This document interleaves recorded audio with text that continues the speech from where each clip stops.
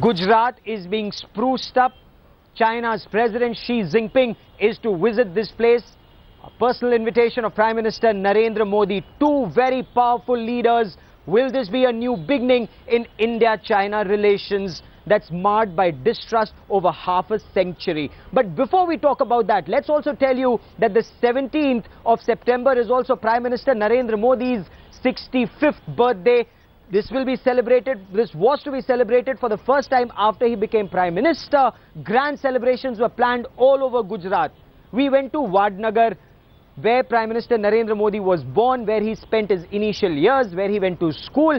Now he tweeted, let's not celebrate my birthday, let's put our heads together, let's put our hands together and work for the people of Jammu and Kashmir who are suffering the ravage after the floods, Let's take a look at what's happening at Ground Zero in Vadnagar.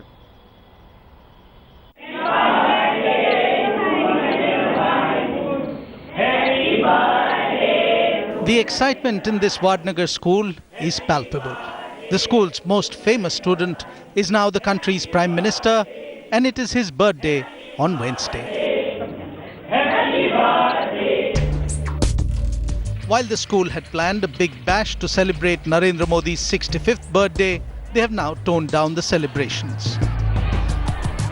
These students now want to contribute for the Kashmir cause. How are they contributing? Well, a lot of students are joining the National Cadet Corps. They are then collecting money and then will send it for the people of Jammu and Kashmir. Apart from just money, there are also blankets and other things that these students intend to collect and send, all from the Prime Minister's own school. On Sunday, the Prime Minister tweeted requesting everyone not to celebrate his birthday and donate for J&K flood relief. And the students at this Vadnagar school are the first to answer Narendra Modi's call. हम सभी बच्चे और NCC के students fund और सभी जीवन जरूरत की चीजें हम कश्मीर भेजने वाले हैं। हमारे बच्चे यहाँ ग्रीटिंग स्पर्धा रखी है परसों, वो ग्रीटिंग स्पर्धा करेंगे, रंगोली स्पर्धा करेंगे, कुछ भजन जैसी सांस्कृतिक प्रवृत्ति भी हम करने वाले हैं और हम बच्चे और स्टाफ परिवार सब साथ में मिलकर उनको हैप्पी बर्थडे करने वाले हैं। People here in Vadnagar say they will work with renewed vigor to make Mission Kashmir a success. From school students to members of the municipal corporation to businessmen to the Aam Aadmi on the street, they want to contribute so that Vadnagar sends out a message of one India, of the Prime Minister's dream to rehabilitate the people of Jammu and Kashmir. With cameraman Alok Bhatnagar, Gaurav Sawant in Vadnagar, Gujarat for Headlines Today. Now, as Prime Minister Narendra Modi arrives here tomorrow, he is expected to meet his mother early in the morning on the 17th. Now, this again is a tradition. The Prime Minister, when he was the Chief Minister of Gujarat, would visit her on his birthday first thing in the morning. Now, she would present him 11 rupees as a token or as a present. So let's go to Narendra Modi's house, his mother's house. This entire area once again is being spruced up for a VVIP son to come back home. On the 17th morning, Prime Minister Narendra Modi begins his day by visiting his mother at this house. Now, this entire locality in Gandhinagar is being spruced up, it's being decked up. This, of course, is an old tradition with the Prime Minister. Even when he was Chief Minister of Gujarat, 2002 onwards, he would come, visit his mother, touch her feet, seek her blessings, and she would symbolically gift him 11 rupees and also advise him how he should serve the people of Gujarat. Now, of course, he will be serving the people of India as Prime Minister of this country. But as you look around, this entire locality is now being decked up. Houses are being painted. There is massive police deployment in this entire locality. The Prime Minister, after seeking his mother's blessings, will then begin his official interaction with the Chinese President Xi Jinping and take the India-China relationship forward to the next level. So that big story is the India-China relations. As Xi Jinping arrives in India, there is talk of China wanting to invest $100 billion in India, and China is emphasizing that fact that Japan is investing $35 billion in India. What China intends to do is 3 times as much, and in areas where Prime Minister Narendra Modi is very keen, whether it's smart cities, high-speed trains. In fact, Chinese officials are now saying that they want Prime Minister Narendra Modi's dream to come true. But is there devil in the detail? $100 billion sounds very good. 5 years is the time frame. But all of this is easier said than done. But let's take a look at what China has planned for. Don't let these Chinese posters fool you into thinking that this is a town in China. This is actually Ahmedabad, Gujarat. The Prime Minister's home state has rolled out the red carpet to make sure Chinese Premier feels at home when he visits the state on 17th of September. Narendra Modi and Xi Jinping will meet on the Sabarmati riverfront on Wednesday. A meeting that is being looked at keenly by not just India but the world. Gujarat welcomes His Excellency Xi Jinping, the Chinese President, to India. Now, these boards have come across all over Gujarat, all over Ahmedabad, and here the Sabarmati riverfront is being spruced up to welcome the Chinese President. Prime Minister Narendra Modi will entertain the Chinese President here at the Sabarmati riverfront. You can see special tents being put up here, decorations being put up here, a glimpse of Gujarat for the Chinese President. Over 100 specially made vegetarian dishes for the Chinese President, also traditional Gujarati dance. You'll have Garba, you'll have Dandiya Ras, a glimpse of Gujarat, a glimpse of India for the Chinese President and his entourage. This will be the first time that a head of state will be meeting the Prime Minister not in New Delhi but in another state. The meeting coincides with Narendra Modi's birthday, and Xi Jinping is coming with a list of presents. China plans to invest close to $100 billion as FDI. Pacts on industrial park, railways, power, automobiles, textiles, food processing are expected to be signed between the two countries. China is also expected to present its case for the development of the bullet train. Modernization of railways is another area where China is looking to invest $100 to $300 million. We should welcome investment from China, but while we are welcoming investment, we should also keep some things in mind, that there are certain sectors which are very sensitive. Like for instance, defense. Defense is a very sensitive item, and if we take technology or investment from China, we don't know how reliable that would be. But even as India and China look forward to forging a new friendship, Chinese troops entered 500 meters into Indian territory in Ladakh on September 11th. As regards issues on the table here, sure, there are unresolved issues, including the boundary question. And if your question is that would that be addressed, my answer to that is yes. We've already told you that all issues of a substantive nature will be addressed. Border issues remain the main sticking point between the two countries. But this time, China is looking at winning India over with investments and development. $100 billion worth of investment is what China has promised India. But that's only one part of the story. The second part of the story is sustained economic investment in mega cities, in infrastructure, in power, also in railways. This is where India and China expect to move forward. There is the traditional distrust between the two countries, but the two powerful heads of state and government intend to move forward to overcome all hurdles. With cameraman Alok Bhatnagar, Gaurav Sawant in Ahmedabad for Headlines Today. So will there be a new beginning? Will this relationship see the two prime ministers take both India and China forward? Will there be trust in place of mistrust? Of course, Rome wasn't built in a day. It will take time. But how will this Hindi Chini Bhai Bhai, now this phrase evoked a lot of pain, a lot of anguish for for over 50 years after China stabbed India in the back in 1962. So will Gujarat, Guangdong bend? Now Gujarat, will it be like Guangdong? That is where the Chinese Industrial Revolution started. That is where China sped forward. Will that dream be replicated in Gujarat, and will that model be replicated? Let me quickly bring into this broadcast Professor Bakul Dholakia, former director of the Indian Institute of Management, Ahmedabad, IIM Ahmedabad. He joins us on the broadcast. Also with me is our Deputy Strategic Affairs Editor, Shiv Arur. Professor Dholakia, I want to come to you first.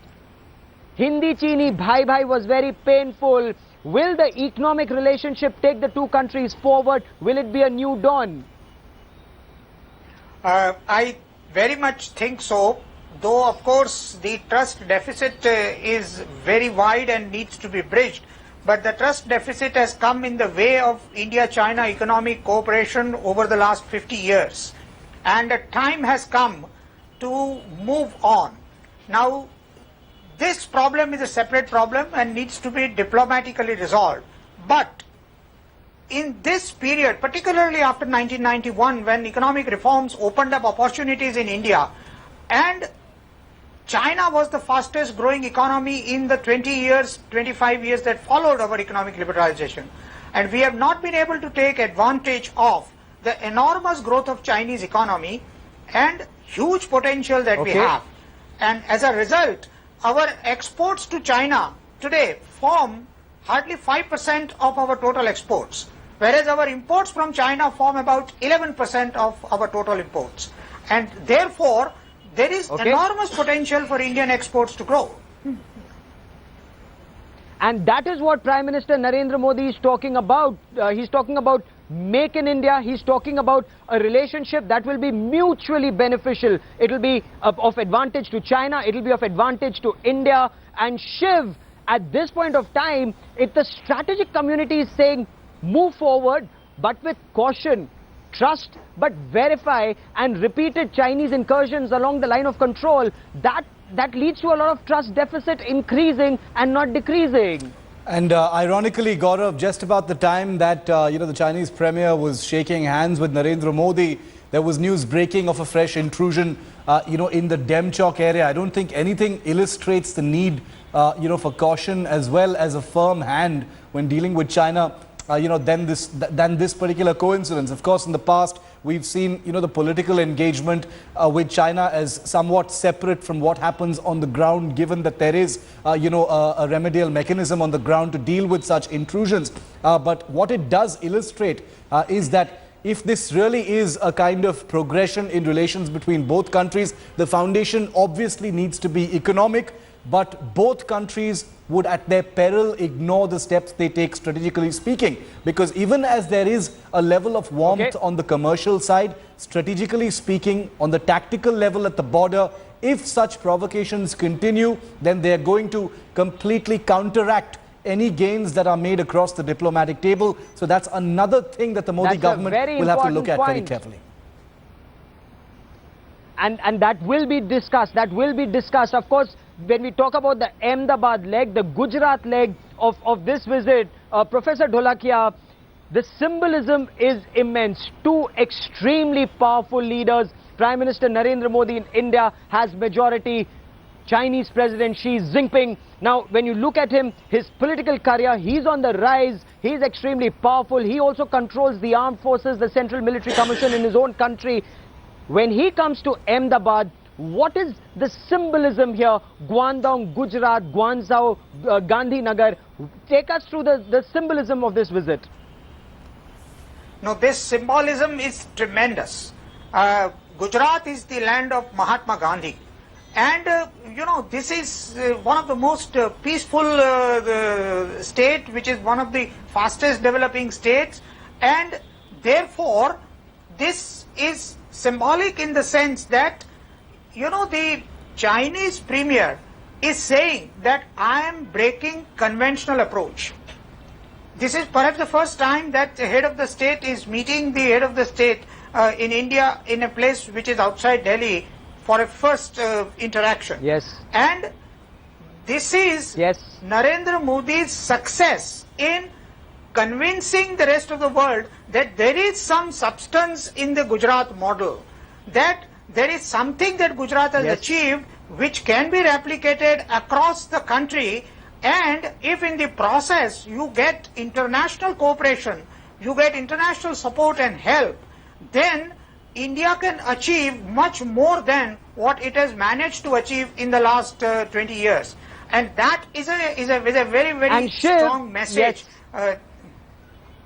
It's a strong message that Prime Minister Narendra Modi hopes to send out. Also, Shiv, for Chinese President Xi Jinping, it's extremely important because Prime Minister Narendra Modi has played his diplomatic cards very, very well. Apart from consolidating India's hold of friendship in this entire region, in the South Asian region, in SAARC countries, he reached out to Japan, and that is something in this Indo-Pacific region. He's also going to reach out to Australia. That is something that China would be looking at very closely, and China would want good ties with India as India increases its friendship with Australia, with Japan, and at this point of time, America is still out of the equation. Absolutely, and not to mention several other smaller countries, including countries like the Philippines and Vietnam. But be that as it may, Gaurav, I think what we've seen happen over the last 100 odd days of the Modi government, is the government settling down. But they can't be allowed to get complacent about this relationship with China. Sentimental extensions of the hand may work diplomatically, they're good for photo opportunities, but the simple fact is China is an extremely powerful country. It's way more powerful militarily than India currently is. It's something that we need to face up to. The simple fact is, for this particular relationship to move forward, China has to be incentivized to act according to India's wishes. Across the table, at the line of actual control, during trade talks, everywhere. Yes. Is investment the way forward, Professor Dholakia? China is offering to invest $50 billion, not just in the Shinkansen, not just in the bullet train project, but in the high-speed railways project, in laying new railway lines, in automating the signal system, in all of this. Also smart cities, and that's where all these posters, we are on the banks of the Sabarmati River here in Gujarat. That's where these posters of mega city, they become extremely important. So you have energy cooperation, you have mega city cooperation, you have transport cooperation, and in all of this, if China wants good returns, which it desperately wants, a win-win situation, then the border situation needs to be contained. Yes, there is absolutely no doubt about that. And let us understand one thing, that BRICS as a group, which is, the China, Brazil, Russia, India, is emerging as a major economic power in the world. Now, in making BRICS happen, the first step in terms of creating a BRIC bank has already been taken. Now, the real issue is the relation between India and China, as far as economic cooperation is concerned, as far as investment climate is concerned, and so on and so forth. Now, India's outreach to Japan, India reaching out to other nations, is something which China also would see with a lot of interest, because China realizes that the top 3 or 4 countries in the world 20 years down the line will include India. There is no doubt about that. Secondly, India is going to have huge demographic dividend, and therefore gone are the days when the Chinese workforce was available. Now the Indian workforce is going to be available, and China very well realizes that India has weaknesses in terms of various areas. Absolutely, and that's the Chinese model that Prime Minister Narendra Modi wants to replicate here in India. He's spoken of skill, scale and speed. That is where India now has the advantage, and this relationship that Prime Minister Narendra Modi hopes to forge or strengthen further is mutually beneficial. Beneficial for India, equally beneficial for China. For all the latest developments on this story, keep watching Headlines Today. For the moment, I'd like to thank Professor Bakul Dholakia, former director of IIM Ahmedabad, for joining us. I'd also like to thank my colleague Shiv Arur for being a part of this broadcast.